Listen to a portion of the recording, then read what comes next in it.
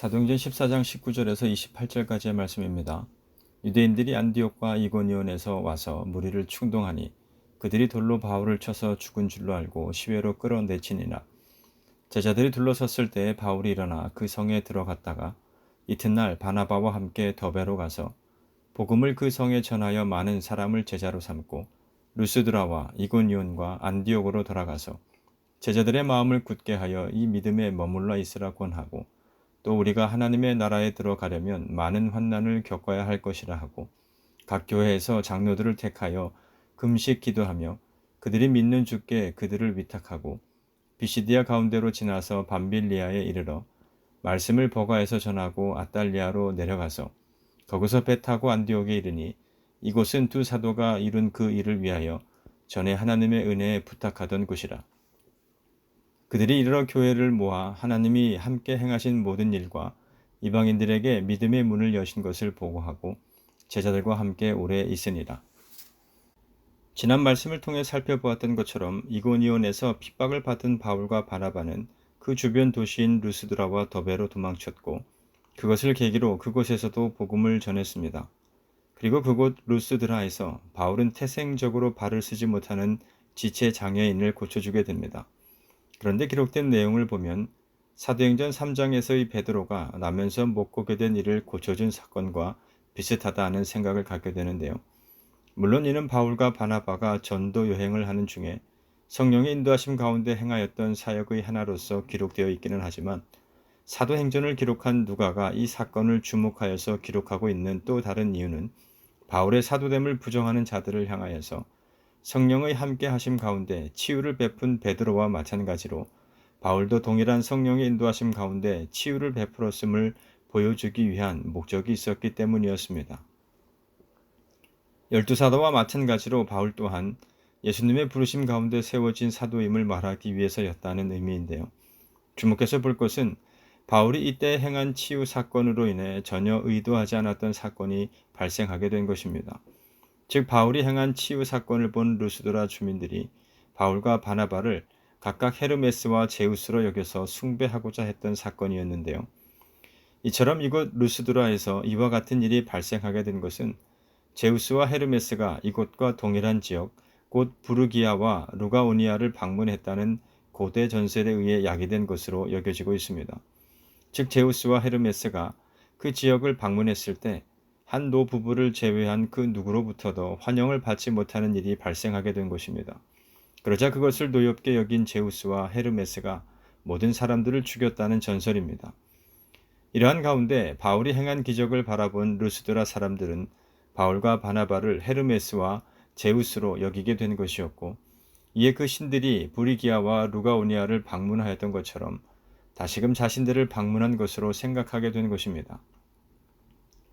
그래서 이전에 브리기아와 루가오니아 사람들과 같은 실수를 범하여서 또다시 신들의 노여움을 사지 않도록 하기 위해서 두 사도에게 경배를 드리고자 했다는 것인데요. 이에 바울과 바나바는 자신들이 제사를 받을 수 있는 존재가 아님을 밝히면서 이곳에서 복음을 전하는 이유가 바로 이와 같이 헛된 일, 다시 말해서 하나님 위에의 다른 신에게 제사하는 것 또는 사람을 신으로 여겨서 경배하는 행위를 버리고 천지와 바다와 그 가운데 만물을 지으신 살아계신 하나님을 깨닫고 바로 그 하나님께 예배하도록 하기 위한 것임을 전했습니다. 그런데 사도행전 14장 18절 말씀을 보면 바울과 바나바가 자신들을 신격화하는 루스드라 사람들의 잘못된 믿음을 설득하는 데 있어서 상당한 어려움을 겪었음을 알 수 있는데요. 겨우 무리를 말렸다 하는 말씀을 통해서 바울과 바나바에게 제사를 드리고자 하였던 루스드라 사람들과 그러한 그들을 맞고 서서 참된 믿음이 무엇인가를 전하였던 바울과 바나바가 처한 당시의 상황이 어떠하였는지를 짐작해 볼 수 있습니다. 이처럼 복음을 전하는 가운데 특별히 성령의 역사하심을 통해 은사를 나타내는 경우 하나님의 동역자로 그 사명을 감당하여야 하는 이들이 유의하여야 할 것이 바로 하나님이 받으셔야 할 영광을 자신에게로 돌리는 것입니다.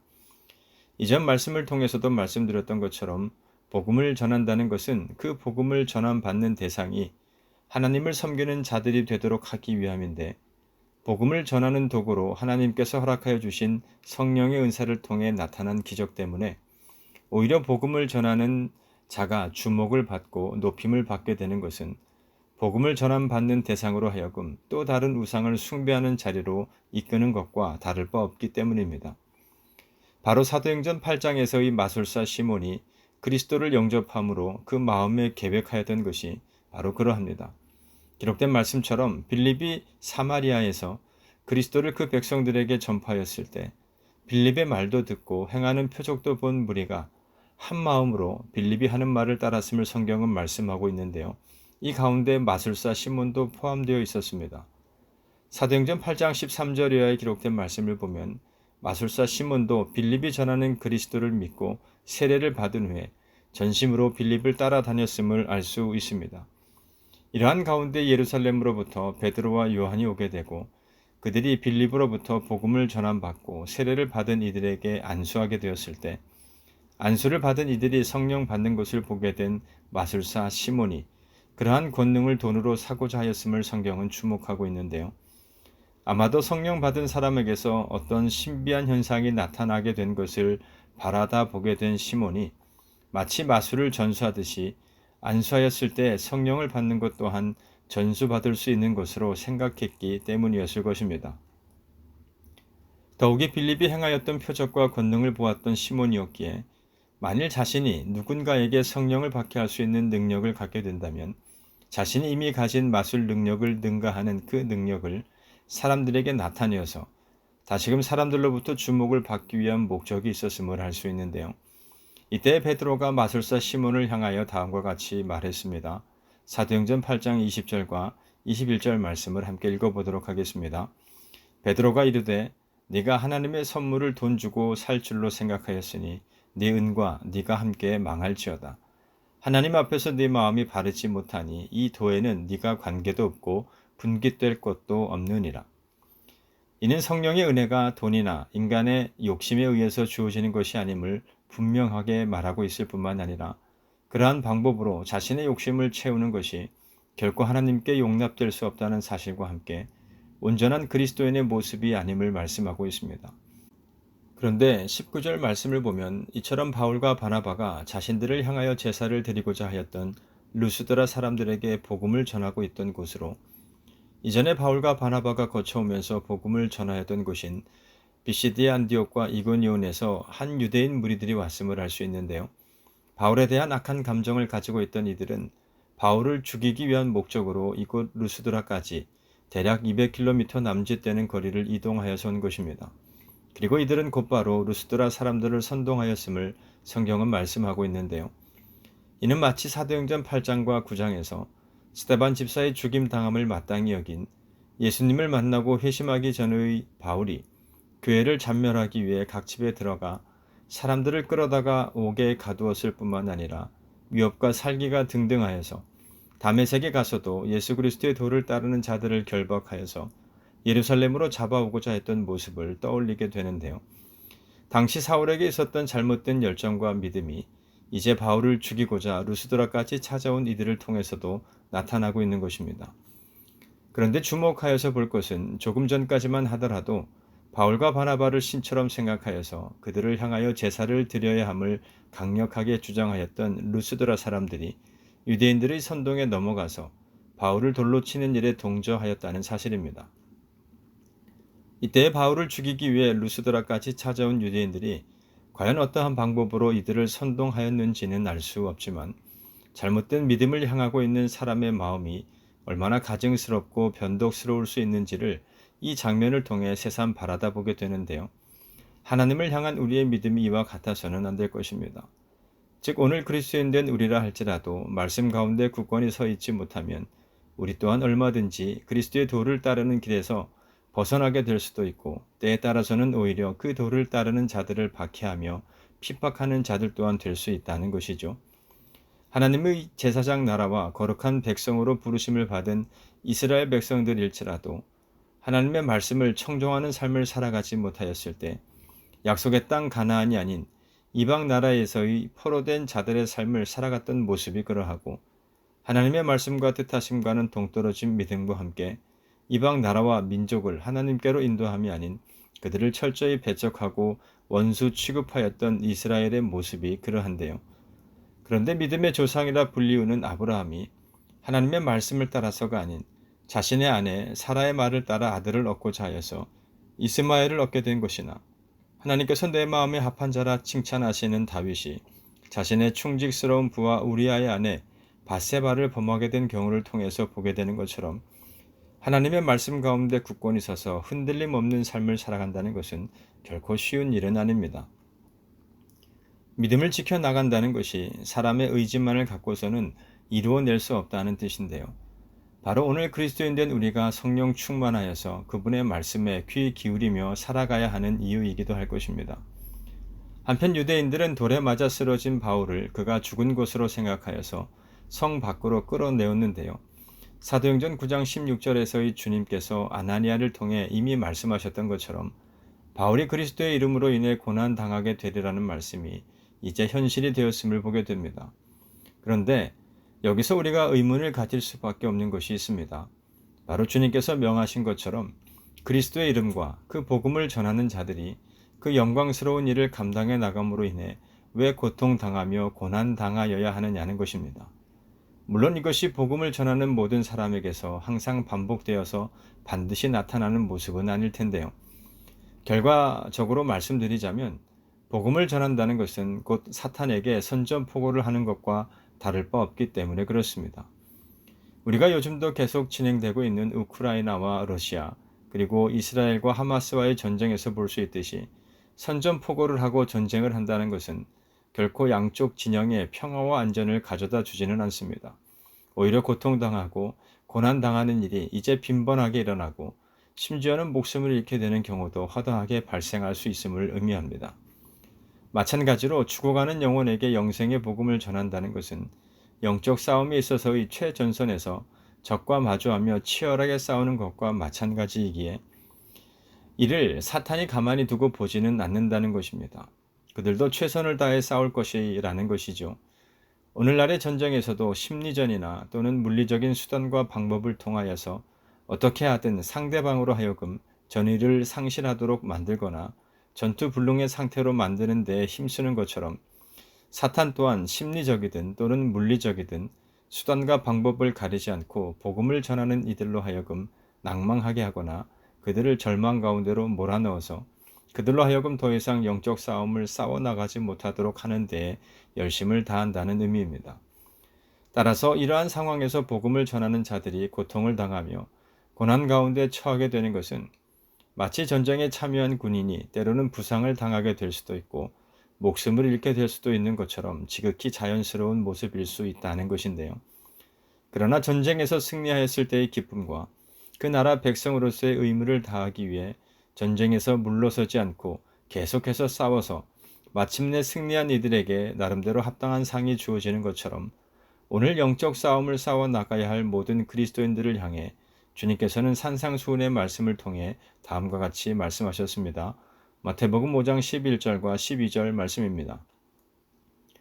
나로 말미암아 너희를 욕하고 박해하고 거짓으로 너희를 거슬러 모든 악한 말을 할 때에는 너희에게 복이 있나니 기뻐하고 즐거워하라.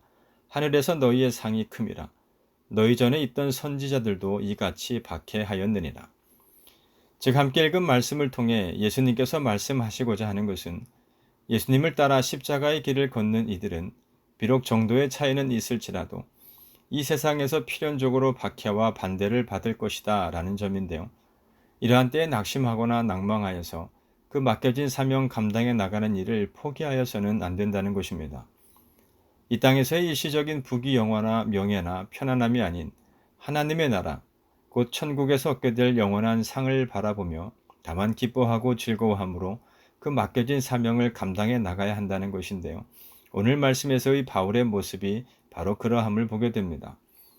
20절 이하에 기록된 말씀에서와 같이 복음을 전하는 일로 핍박이나 박해를 넘어 자신의 생명까지 위협받는 상황에서도, 즉 실제로 돌에 맞아 죽은 것 같이 여겨져서 성 밖으로 내다버려졌음에도 불구하고 다시금 일어서서 복음을 전하기 위한 여정을 계속해서 감당해 나갈 수 있다는 것은 바울이 로마서를 통해서도 밝히고 있는 것처럼 바울 자신이 예수 그리스도의 종으로서의 삶을 살아가고 있기 때문임을 알 수 있습니다. 세상에서 누리던 모든 자유를 포기하고 오직 예수님을 절대 복종하는 삶을 살아갈 것을 선택하였기 때문이라는 것이죠. 고린도전서 9장에서 말씀하고 있는 것처럼 세상에서의 썩을 면류관을 얻기 위한 삶이 아닌 하나님 나라에서의 썩지 아니할 면류관을 얻기 위한 삶을 살아가고자 하였기 때문이라는 것인데요.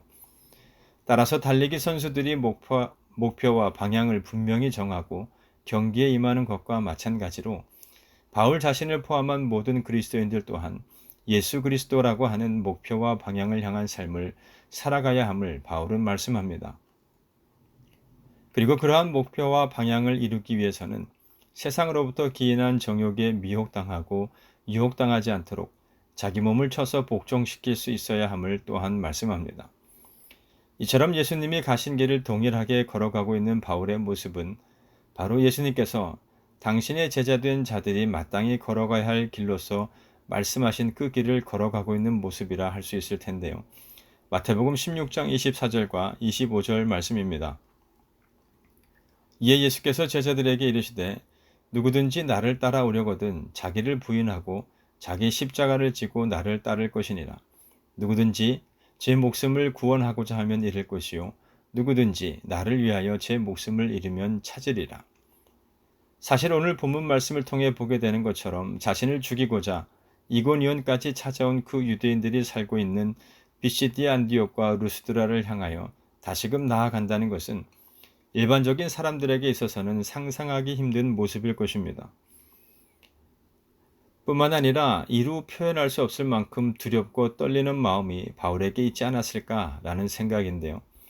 그럼에도 바울과 바나바가 더베로부터 계속 동쪽으로 향하여 가서 길리기아로 내려가 바울의 고향인 다소를 거쳐 수디아 안디옥으로 돌아가는 비교적 수월하고 안정적인 여정을 택한 것이 아닌 자신들이 직면한 위험을 알고 있으면서도 이전에 방문하여서 복음을 전하다가 쫓겨난 곳들을 향하여 다시금 나아가게 된 것은 바로 그들이 전한 복음을 통하여 예수 그리스도를 영접한 자들을 다시 한번 격려하고 양육하기 위함이었고 그 새로운 믿음의 공동체들 가운데 지도자들을 세워서 그 지역 사회를 향해 복음을 전하는 믿음의 공동체로서의 역할을 잘 감당해 나가도록 돕기 위함이었음을 성경은 말씀합니다. 그곳에서 죽을 수도 있겠다는 두려움에 스스로를 굴복시킨 것이 아니라 예수 그리스도와 그분의 말씀을 힘입어 두려움을 이기고 죽으면 죽으리라는 담대함과 함께 이와 같은 사명을 감당하고자 하는 마음으로 다시금 나아갈 수 있었다는 것인데요. 이는 자신의 사명을 알지 못하는 자가 인간적이고도 세상적인 방법으로 살아가다가 인생의 한계와 허무함을 경험하게 되고 결국 허망한 죽음을 맞이하게 되는 것과는 달리 주님께서 자신을 부르신 소명의 자리에서 맡겨주신 사명이 무엇인지를 알고 오직 예수 그리스도를 의지함으로 그 사명을 감당해 나가고자 할 때 하나님께서는 반드시 그러한 자들을 도우시며 그들을 통해 생명의 열매를 맺게 하여 주시는 분이시고 또한 상 주시는 분이심을 보여주고 있습니다. 20절로부터 23절 말씀을 다시 한번 함께 읽어보도록 하겠습니다. 제자들이 둘러섰을 때 바울이 일어나 그 성에 들어갔다가 이튿날 바나바와 함께 더베로 가서 복음을 그 성에 전하여 많은 사람을 제자로 삼고 루스드라와 이고니온과 안디옥으로 돌아가서 제자들의 마음을 굳게 하여 이 믿음에 머물러 있으라 권하고 또 우리가 하나님의 나라에 들어가려면 많은 환난을 겪어야 할 것이라 하고 각 교회에서 장로들을 택하여 금식 기도하며 그들이 믿는 주께 그들을 위탁하고. 함께 읽은 말씀에서 우리가 주의 깊게 살펴보아야 할 것은 비록 사울이 비시디 안디옥과 이고니온으로부터 온 유대인들로 인해 돌에 맞아 죽은 것처럼 여겨져서 성 밖으로 내버려짐을 당하였지만 그 어디에서도 그 사람들을 비난하거나 비방하는 것과 같은 분노를 나타내고 있지는 않다는 점입니다. 다만 주님으로부터 받은 자신의 사명에 더욱 집중하고 있음을 보게 되는데요. 이러한 바울의 모습은 자신을 향하여 돌 던지는 자들을 향해 원망하거나 비난하지 않고 오히려 그들의 죄 사함을 위해 기도하였던 스데반 집사와 그리고 십자가에 못 박히셔서 이제 죽음에 이르게 되었을지라도 당신을 죽이고자 하는 무리를 향해 치근한 마음으로 기도하시며 그들을 회개와 죄 사함의 자리로 초청하고 계신 예수님의 모습과도 닮아 있음을 생각해 보게 되는데요. 이는 분명 인간적인 마음이 아닌 이 세상을 향한 예수 그리스도의 마음이 그 가운데 품어졌기 때문일 것입니다. 아울러 이러한 바울의 모습은 오늘 그리스도인된 우리가 믿지 않는 사람들과의 관계 속에서, 그리고 우리가 전하는 복음을 거부하며 때로는 혼란하는 자들과 함께 살아가면서 정말로 어떠한 마음과 자세로서 우리에게 주어진 사명을 감당하며 살아가야 하는지를 너무나도 선명하게 보여주고 있음을 알 수 있습니다. 그렇다고 해서 이 말씀을 통해 한 인간으로서의 바울의 위대함을 말하고자 하는 것은 아닙니다. 다만 오늘 우리가 함께 읽은 말씀을 통해서 마땅히 바라볼 수 있어야 할 것은 예수 그리스도의 종된 자로서의 정체성으로 스스로를 고백하고 있는 바울이 오직 주님을 향한 충성하는 삶을 살고자 하였을 때 하나님의 크신 능력과 인도하심이 바울의 삶을 통해 나타날 수 있었다는 점입니다. 바라기는 바울의 삶을 통해 나타내 주신 하나님의 크신 능력과 인도하심이 오늘 그리스도인으로서의 삶을 살아갈 것을 결심하고 결단한 저와 여러분의 삶을 통해서도 나타나기를 기도합니다. 그래서 인간적인 감정과 기분을 따라서가 아닌 오직 이 세상을 향하셨던 예수 그리스도의 마음을 품고서 주님이 우리에게 맡겨주신 사명이 우리를 이끄는 삶을 살아가는 자들이 되시기를 소원합니다. 그리고 그러한 삶을 살아감을 통해 담대하고도 용기 있는 복음 전도자로서 하나님의 뜻이 이 땅 가운데 이루어지며 하나님의 나라가 확장되는 일 가운데 귀히 쓰임 받는 함께한 우리 모두가 되시기를 주님의 이름으로 축원합니다.